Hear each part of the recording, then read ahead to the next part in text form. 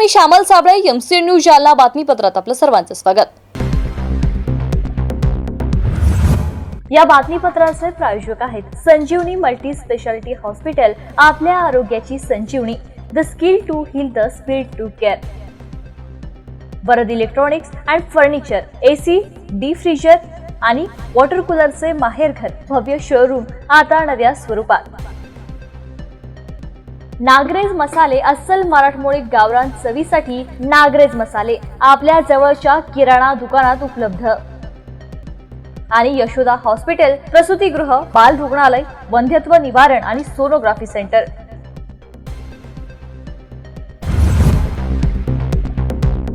आता बातम्या सविस्तर। जालना येथील राष्ट्रवादी काँग्रेसचे जिल्हाध्यक्ष माजी आमदार अरविंद चव्हाण यांना विधान परिषदेवर नियुक्त करावे अशी मागणी करत जालना येथील राष्ट्रवादी काँग्रेसचे अण्णासाहेब चितेकर यांनी उपमुख्यमंत्री अजित पवार यांना स्वतःच्या रक्ताने पत्र लिहिलंय। माजी आमदार अरविंद चव्हाण हे गेल्या काही वर्षांपासून राष्ट्रवादी काँग्रेस पक्षाचे जिल्हाध्यक्ष आहेत, तसेच ते अजित पवार यांचे निकटवर्तीय म्हणून ओळखले जातात। त्यांना विधानसभेत उमेदवारी मिळण्याची शक्यता निर्माण झाली होती, मात्र महायुतीत ही जागा शिवसेनेला सुटल्याने त्यांना उमेदवारी मिळू शकली नाही। आता अरविंद चव्हाण यांना विधान परिषदेवर नियुक्त करावे अशी मागणी जोर धरू लागली आहे। त्याच पार्श्वभूमीवर राष्ट्रवादी काँग्रेसचे अण्णासाहेब चितेकर यांनी स्वतःच्या रक्ताने उपमुख्यमंत्री तथा राष्ट्रवादीचे नेते अजित पवार यांना एक पत्र लिहिले। या पत्रात अरविंद चव्हाण विधान परिषदेवर घ्यावे अशी मागणी करण्यात आली आहे। सर्वप्रथम आपल्या पत्रकार बांधवांना नमस्कार। मी अण्णासाहेब चितेकर, जिल्हा उपाध्यक्ष राष्ट्रवादी काँग्रेस पार्टी, जिल्हा जालना।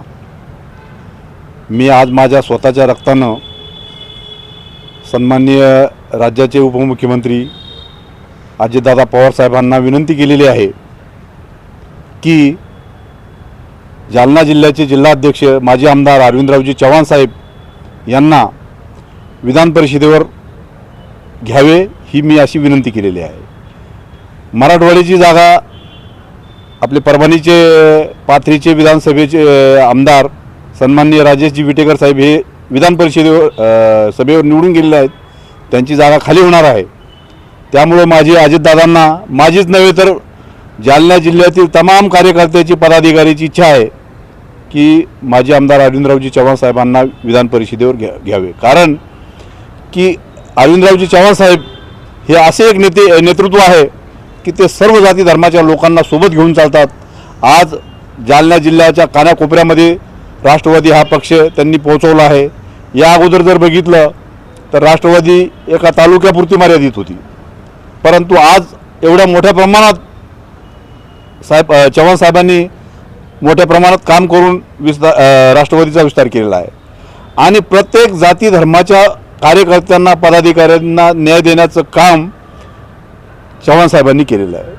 आपण आता काही मागच्या काळखंडामध्ये कमिट्या झालेल्या आहेत। या कमिट्यामध्ये प्रामुख्याने जालना जिल्ह्याचा जर इतिहास बघितला आपण तर काही प्रमुख नेत्यांनी, पार्टीच्या प्रमुख नेत्यांनी त्या महत्त्वाच्या कमिटीवर स्वतः किंवा त्यांचे नातेवाईक तिथं नेमलेले आहेत, परंतु अरविंदरावजी चव्हाण साहेबांनी असं न करता त्या महत्त्वाच्या कमिट्यावर सर्वसामान्य पदाधिकाऱ्यांना, सर्वसामान्य कार्यकर्त्यांना तिथं त्यांची नेमणूक करून त्यांना न्याय देण्याचा प्रयत्न केलेला आहे। मी आपल्या माध्यमातून सन्माननीय राज्याचे नेते अजितदादा पवार साहेबांना अशी विनंती करतो की दादा, आपण कोणत्याही परिस्थितीत, कुठल्याही परिस्थितीमध्ये अरविंदरावजी चव्हाण साहेबांवर अन्याय न करता त्यांना राजेशजी विटेकर साहेबांच्या जागेवर विधान परिषदेवर घ्यावे आणि प्रत्येक कार्यकर्त्याला जालना जिल्ह्याच्या बळ देण्याचं काम करावं, एवढंच या ठिकाणी मी आपल्या माध्यमातून सांगतो। जय हिंद, जय राष्ट्रवादी। पोस्टाद्वारे मागविलेली तलवार आणि खंजीर जालना स्थानिक गुन्हे शाखा पोलिसांनी जप्त केली आहे। ही कारवाई सोमवारी दुपारी जालना शहरातील गांधी चमन पोस्ट कार्यालय परिसरात करण्यात आली असून यावेळी एका संशयितालाही पोलिसांनी ताब्यात घेतले।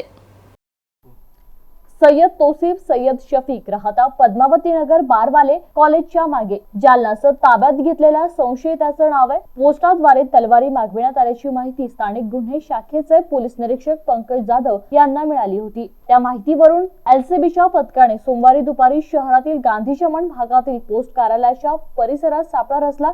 त्यावेळी एक युवक आयताकृती बॉक्स घेऊन जाताना दिसत असताना ताब्यात घेण्यात आलं।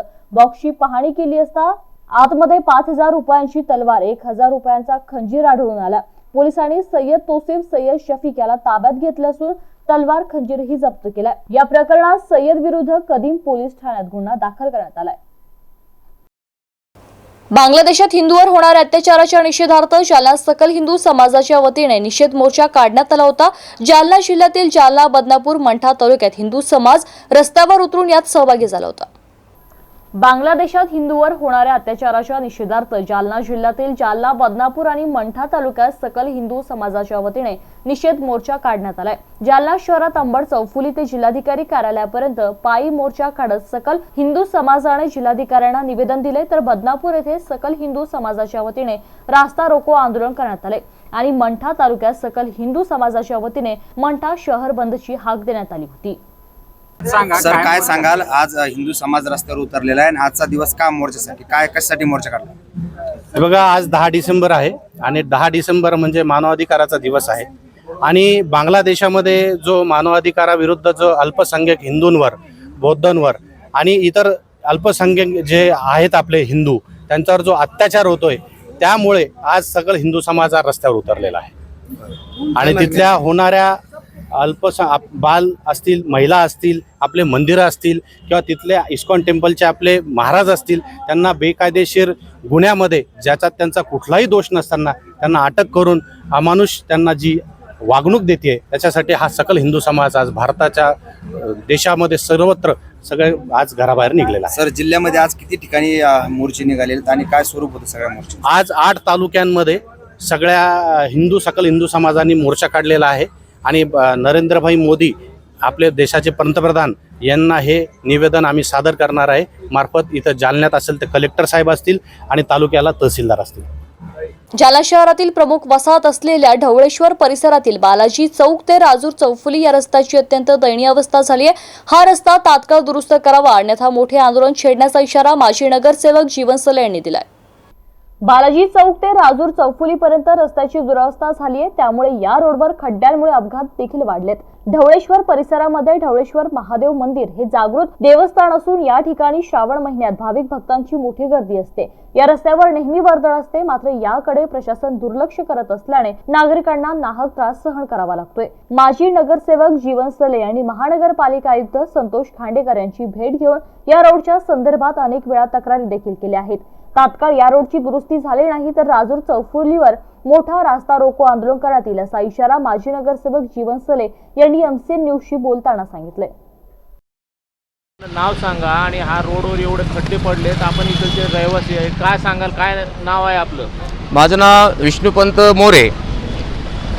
या वार्डाची अशी समस्या आहे की आज प्रसिद्ध इकडं देवस्थान आहे राजूर म्हणून, तो रोड आहे बालाजी चौकापासून तर या राजूर चौफुलीपर्यंत इतके खड्डे पडले त्या रस्त्याला, अक्षरशः इथे एक रोडवर मध्येच एक ढवळेश्वर महादेवाचं मंदिर पण आहे। त्या ढवळेश्वर महादेव मंदिराला दर्शनासाठी रोजचे 1500 लोक रोज दर्शनाला येतात।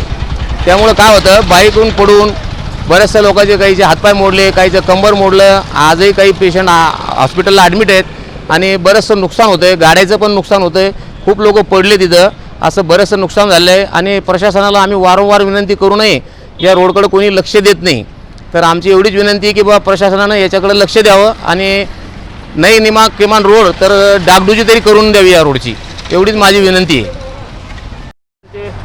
नगरसेवक आहेत, माजी नगरसेवक, स्थानिक रहिवासी आहात, या रोडच्या संदर्भात आपण वारंवार आयुक्त यांच्याशी कानाशी घातलंय, पण काही आपल्याला काय आश्वासन दिले आयुक्त यांनी? मी कालच आयुक्त साहेबांना, खांडेकर साहेबांना बोललो की ढवळेश्वर इथं रोड पूर्ण फुटलेला आहे। कमीत कमी मी 2 ते 4 वेळेस आयुक्त साहेबांना बोललो। त्याच्यानंतर डिप्टी इंजिनियर साऊथ साहेबांना विधानसभाचे इलेक्शनचे पहिलेपासून बोलतो की बाय पावसाळ्यात लय गड्डे झाले आणि नागरिकांचे लय तिथं गाड्या स्लिप होऊन किंवा पळून ते त्यांचे पाय हाता मोडलेत। त्याच्यानंतर आमच्या ढवळेश्वर इथं मोठं देवस्थान आहे, फार जुनं, तिथं भावी भक्त 1000 ते 500 लोक संध्याकाळ सकाळी नेहमी येतात। तिथं श्रावण महिन्यात कमीत कमी 10,000 लोक डेली येत होते सकाळ संध्याकाळ, तरी पण आत्तापर्यंत ते रोडकडं कुणी लक्ष दिलं नाही।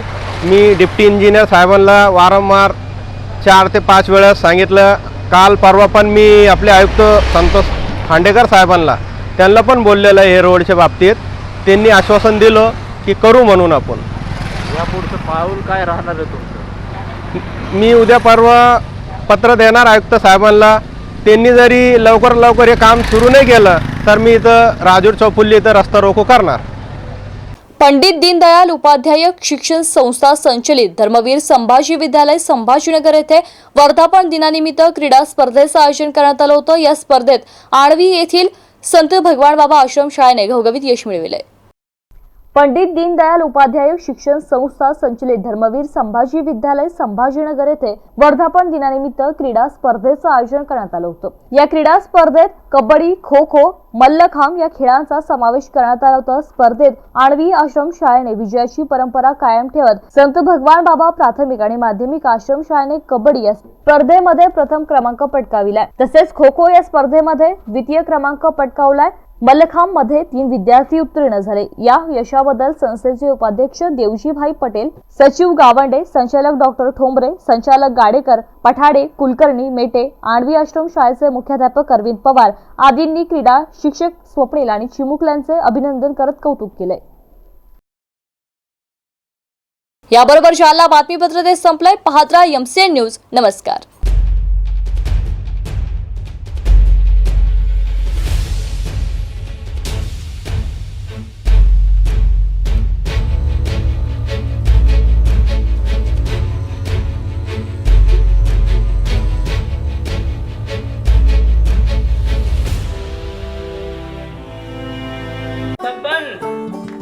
आपको कलेक्टर साहिबा के हाथों से इनामी घर मिल रहा है.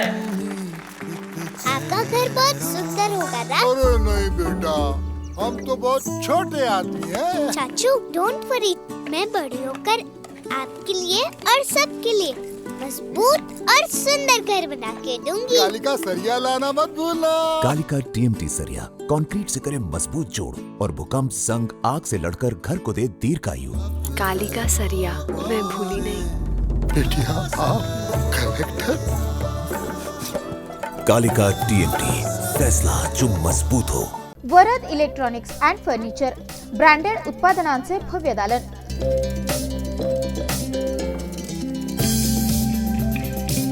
आमच्याकडे AC, fridge, LED, washing machine, deep fridge,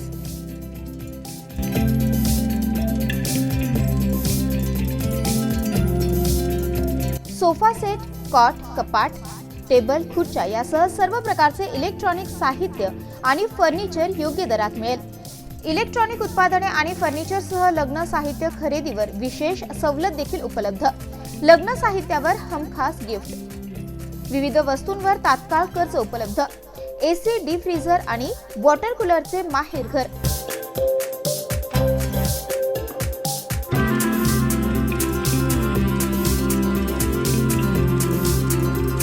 आमचा पत्ता plot number 58, Shivshakti green city, Mhasoba मंदिराच्या बाजूला, नीलम टॉकीज जवळ, स्टेशन रोड, जालना. संपर्क 9422725920 किंवा 9552774202.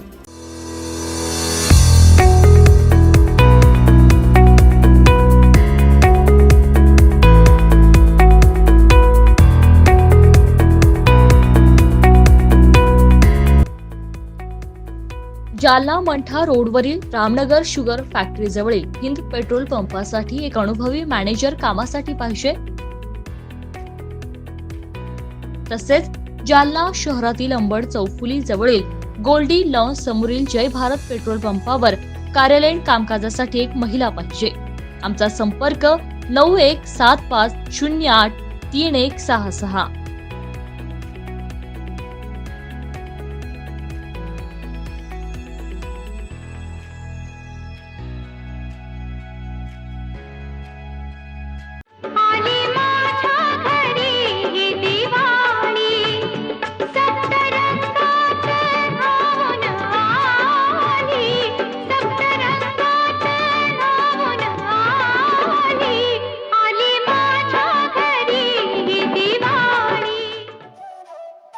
जगभरातील नामांकित देशामध्ये बियाणांची निर्यात करणारे आणि भारतासह अनेक देशातील शेतकऱ्यांनी पसंती दर्शवलेली कंपनी म्हणजे सफल सीड्स आणि बायोटेक लिमिटेड.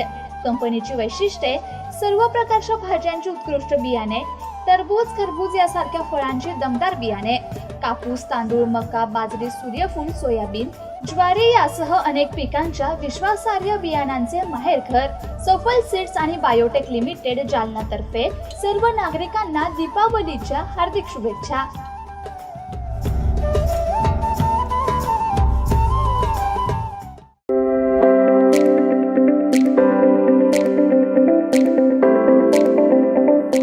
आता मिळवा मुंबई, पुणे, छत्रपती संभाजीनगर सारख्या स्मार्ट सिटी मध्ये मिळणारे दर्जेदार क्वालिटी असलेले सोलर सिस्टीम आपल्या शहरात.